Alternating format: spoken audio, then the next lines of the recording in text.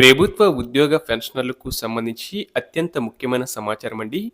Retirement తర్వాత ప్రతి నెల పెన్షన్ వస్తుందనే ధీమా. అంతేకాకుండా రిటైర్మెంట్ సమయంలో వచ్చే బెనిఫిట్స్‌తో చక్కటి ఇల్లు కొనుక్కోవాలని కొందరు, పిల్లలకు డబ్బులు ఇవ్వాలని మరికొందరు కలలు కంటారు. కానీ 2 ఏళ్లుగా ఉద్యోగ విరమణ తర్వాత బెనిఫిట్స్ అందక విశ్రాంత ఉద్యోగులు మానసిక వేదనకు గురవుతున్నారు. తమ జీవిత కాలంలో 30-40 ఏళ్లు సేవ చేసి ఉద్యోగ విరమణ పొందిన తర్వాత gratuity, PF, TS, GLI, GF, final payment అందక ఇబ్బంది పడుతున్నారు. 2 ఏళ్లుగా రిటైర్డ్ ఉద్యోగులకు బకాయిలను ప్రభుత్వం చెల్లించడం లేదు. ఒక్కో రిటైర్డ్ ఉద్యోగికి ప్రభుత్వం 50 లక్షల నుంచి 80 లక్షల వరకు బకాయి పడింది.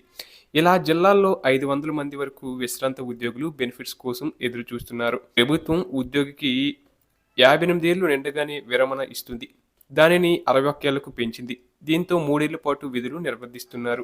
ఇప్పుడు వారు 61 ఏళ్లు పూర్తి చేసుకుని ఉద్యోగ విరమణ పొందడంతో బకాయిల కోసం ఆశగా ఎదురు చూస్తున్నారు. జిల్లాలో 2024 మార్చి నుంచి ఫిబ్రవరి 2026 వరకు దాదాపు 500 మంది అధికారులు, ఉద్యోగులు ఉద్యోగ విరమణ చేశారు. వీరిలో ఎవరికి కూడా బకాయిలు రాక ట్రెజరీ కార్యాలయాల చుట్టూ తిరుగుతున్నారు. 2 ఏళ్లుగా ప్రభుత్వం బకాయిలు విడుదల చేయకపోవడంతో విశ్రాంత ఉద్యోగుల కుటుంబాలు ఆందోళనకు గురవుతున్నాయి. జీవితాంతం కష్టపడిన దానికి విరమణ తర్వాత వచ్చే బకాయిలపైనే చాలా మంది ఆశలు పెట్టుకున్నారు. కొందరు ఉద్యోగులు ఇంటిని నిర్మించుకోవాలని, మరికొందరు ఆరోగ్యం బాగు చేయించుకోవాలని ఎదురు చూస్తున్నారు. గ్రాట్యుటీ డబ్బులతో కూతురి పెళ్లి చేయాలనుకున్న ఓ స్కూల్ అసిస్టెంట్ ఎంట పెళ్లి ఆగిపోయిందంటే పరిస్థితిని అర్థం చేసుకోవచ్చు. ఓ పేరు చెప్పని జూనియర్ అసిస్టెంట్ మెరుగైన వైద్యం కోసం డబ్బులు లేక ఇబ్బంది పడుతున్నారు. అలాగే జిల్లాలో విశ్రాంత ఉద్యోగులలో కొందరు బకాయిల కోసం కోర్టును ఆశ్రయించారు. ఉద్యోగుల హక్కు అయిన బకాయిలను బెసరతగా చెల్లించాలని న్యాయస్థానాలు ఆదేశించడంతో జిల్లాలో 30 మంది వరకు బకాయిలు పొందారు. మరో 50 మంది కోర్టుకు ఇటీవల వెళ్లారు.